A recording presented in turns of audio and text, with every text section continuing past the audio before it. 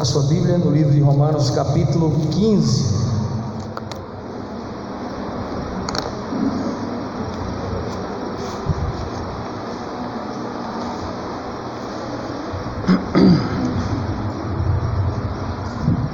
Graças a Deus por estarmos juntos, iniciando um ano, chegando ao término do primeiro mês e uma jornada de mais 11 meses na presença do Senhor.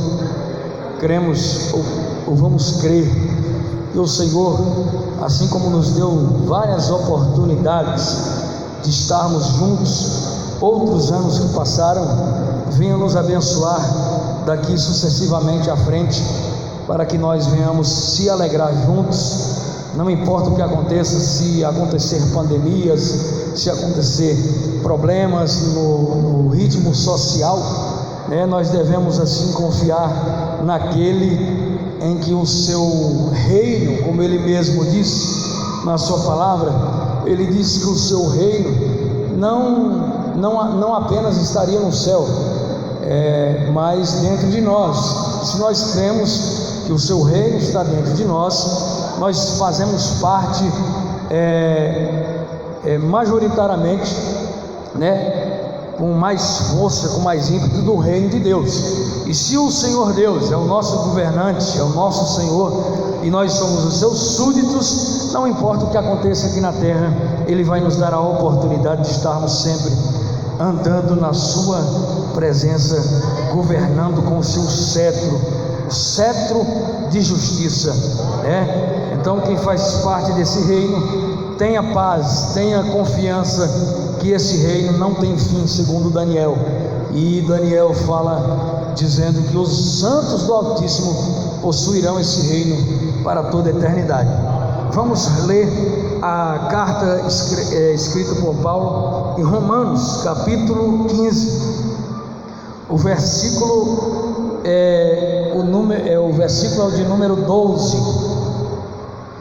Versículo 12, capítulo 15, versículo 12, diz assim a palavra do Senhor: outra vez disse Isaías, uma raiz em Jessé haverá, e naquele que se levantar para reger os gentios, estes gentios esperarão. Vamos ler mais uma vez o versículo 12. Outra vez disse o profeta Isaías, uma raiz em Jessé haverá, e aquele que se levantar para reger as gentes, ou outras nações, ou outros povos, esses povos esperarão, esperarão nesse governante. Senhor, nós oramos pedindo o teu discernimento, Pai, na palavra, pedindo humildemente que o Senhor venha nos fazer entender o que o Senhor escreveu aqui para nós. Essa carta é atual, essa carta, como disse Billy Graham, é mais atual do que o jornal de amanhã para nós, e nós recebemos esse recado do Senhor, e essa notícia de que nós, sendo gentes perdidas, pessoas perdidas, fomos achados por Deus, e nós, assim como galhos que estamos plantados em uma árvore, como João descreveu, a árvore que é a videira verdadeira, nós somos esses galhos que confiamos nesse tronco, e mais profundamente, esse tronco tem uma raiz, e a raiz é a raiz de Jessé, o nosso Senhor Jesus. Pai, queremos que o Senhor nos faça, se possível for, viajar nas asas do Espírito nessa noite, através da Tua palavra, em nome de Jesus. Amém e amém. Graças a Deus. Graças ao Senhor Jesus. Irmãos, vamos atentar os nossos ouvidos, como sempre eu peço aos queridos, para o que a palavra do Senhor nessa noite tem a falar para você. Essa palavra maravilhosa, no qual foi escrita, segundo ela mesma, para mais de 1000 gerações. Está escrito um versículo, não me falha a memória, eu não vou nem arriscar a referência, mas essa palavra foi escrita para mais de 1000 gerações, e oportunicamente, assim que se fala, oportunicamente, não, vou simplificar, e na oportunidade, melhor dizendo, e na oportunidade dessas 1000 gerações ouvir a palavra do Senhor sempre, continuamente, sem prazo de validade, está eu e você, que fazemos parte do que a Bíblia chama de gentios, né? Do que a Bíblia fala de pessoas que eram gentias. Quando a Bíblia diz pessoas gentios, não está falando de uma gentileza trazendo para o português, não está falando da gentileza conhecida no nosso português, não. Gentios, obrigado, irmã Maria, vem do derivado de gentes, pessoas, né? E aí traduzido normalmente nas nossas Bíblias, gentios. Eu quero explicar aos irmãos que nós fazíamos parte, como diz um filme do Alto da Compadecida, de um rebanho de condenados. Todos estavam destituídos do reino de Deus. O nosso destino seria o inferno, porque o Espírito Santo se manifestava ao ser humano, mas em uma linhagem de promessa, que era o povo de Israel. Você sabe muito bem do que eu estou falando. Todas as pregações quase que eu trago aqui para os amados, eu faço essa explanação. O povo da promessa é o povo de Israel, né? Nasceu lá no Antigo Testamento da família de Éber. Éber era o avô, se não me falha a memória, de Abraão. Por isso o povo da promessa foi chamado de povo hebreu. Logo mais, depois que se passou algumas gerações, o povo de Israel foi disperso por cativeiros por aí, por cima da terra, e então ganharam o nome de israelitas, por causa do nosso patriarca Israel, ou melhor dizendo, Jacó, e por aí sucessivamente. Agora, atualmente, não essa nomenclatura judeu, ou por causa da religião judaica, né? Hoje esse termo judeu se aplica a uma religião específica que sobrevive ainda daquela mentira que você lendo no final dos evangelhos, aquela mentira de que os judeus ficaram preocupados da ressurreição de Cristo acontecer e pagaram alguém para mentir, pagaram os guardas para mentir e dizer que Jesus não tinha ressuscitado coisa nenhuma. Baseado nessa mentira, os judeus, a religião judaica sobrevive até hoje. Por isso você vai ter hebreus, judeus, israelenses, que é o povo atual agora, israelenses que habitam em Israel, né, aquela região ali que a Bíblia se refere, né? Então você vai ver essas nomenclaturas nesse povo escolhido. E o que essas nomenclaturas têm a ver com o povo que foi escolhido por Deus?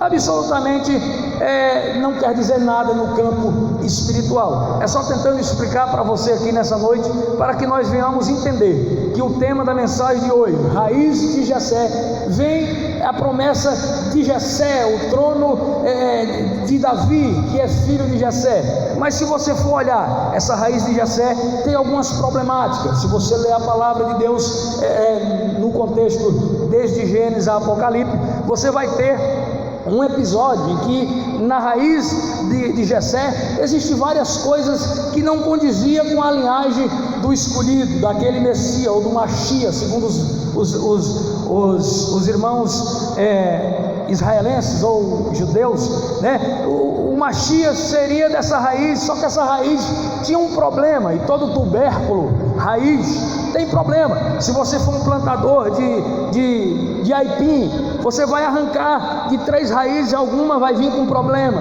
Mas a raiz de Jessé era basicamente assim, na linhagem de Jessé, de Davi, e daí sucessivamente, né? Mas tinha uma promessa lançada, que da raiz de Jessé nasceria quem realmente representaria essa raiz. Quem é? Alguém chuta, alguém?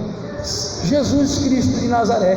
Ele se transformou e representa essa raiz, que é o tema da mensagem de hoje. Irmãos, para simplificar um pouquinho para os irmãos, não sei se os irmãos estão entendendo, porque minha linguagem não é um pouco aberta, eu sou meio troco em palavras, mas eu vou tentar explicar para os queridos. Tudo basicamente tem uma raiz. No termo, o termo raiz abrange costumes, abrange etnias, abrange raças, abrange costumes pagãos ou religiosos. E aí o que a gente entende? todos nós, como seres humanos, temos raízes. Eu não diria para você dar glória a Deus agora, porque eu quero tentar te explicar. Eu escrevi aqui um bocado de coisa, vou tentar ler, que minha letra é horrível. Mas o ser humano possui várias raízes. Começa tudo do seu DNA. Se você ver no DNA que eu escrevi, nós temos os psiquiatras, mas rapaz, eu estou tentando falar difícil, não estou conseguindo. Os psiquiatras e neurocirurgiões, vamos botar assim, eles estudam algo parecido com os termos que o DNA nosso produz. Se você tentar pesquisar no Google, você vai ver uma linguagem que você vai olhar e vai dizer: não, isso aqui é astrologia, isso aqui está falando de signo. Mas não, isso é medicina, isso é estudo científico. A gente pesquisando encontramos o tal do genótipo, que é algo que o nosso DNA produz, fenótipo posterior ao genótipo, né? E estereótipo, e logo por fim o arquétipo.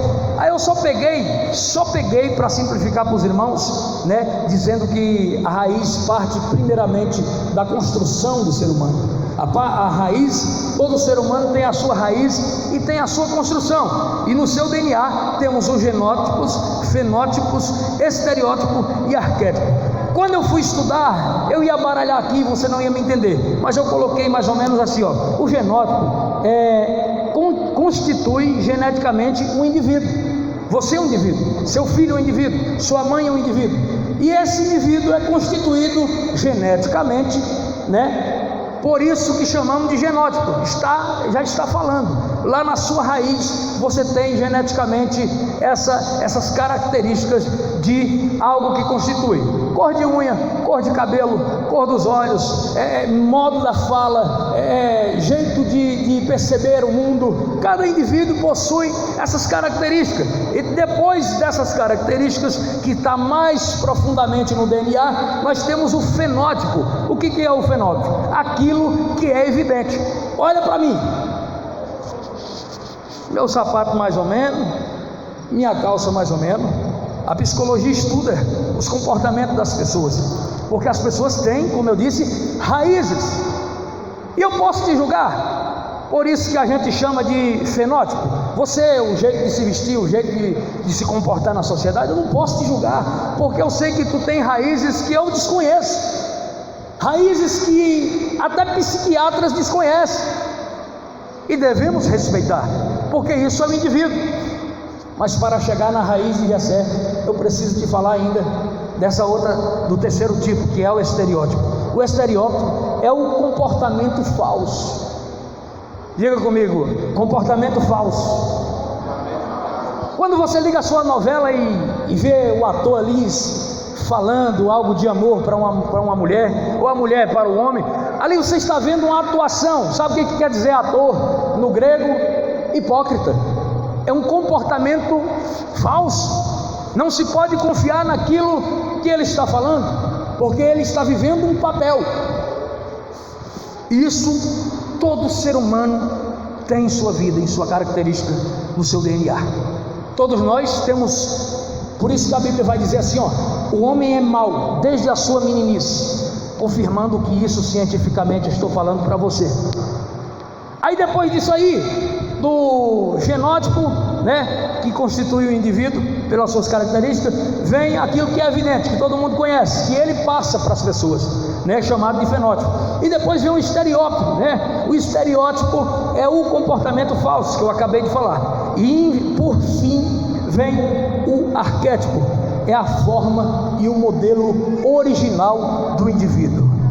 A forma e o modelo original do indivíduo está aqui no último que a gente leu, o arquétipo. Essas 4 características todo ser humano tem. Sabe o que eu acho engraçado? É que isso é imutável. Isso é imutável dentro da política. Isso aqui é imutável dentro de religiões por aí que professam fé em Deus de madeira, Deus de pau, ou até mesmo religiões similares ao cristianismo.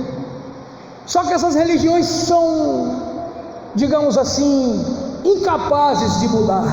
essas características. É possível você olhar uma televisão, ver um padre rezar a sua missa com toda devoção, com todo o comportamento genótipo, passando diante da televisão, e você olha e vê, esse padre parece um cara legal. Só que quando você vai ver por trás, aquilo ali era uma apresentação, aquilo ali não era o que realmente é, porque o seu arquétipo natural e verdadeiro, quem conhece é quem convive com ele, quem conhece é quem está ao lado dele, é quem foi o seu pai, a sua mãe, é quem conhece o verdadeiro comportamento daquele ser humano.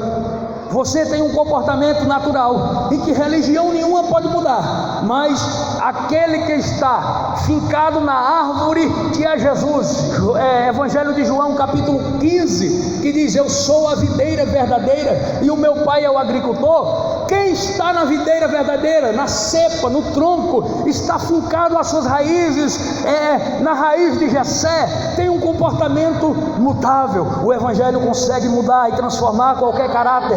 O Evangelho consegue transformar qualquer ser humano que a sociedade já deu por perdido, irmão. Eu sei que você é alguém que o Evangelho mudou. A sua Bíblia no livro de Romanos capítulo 15.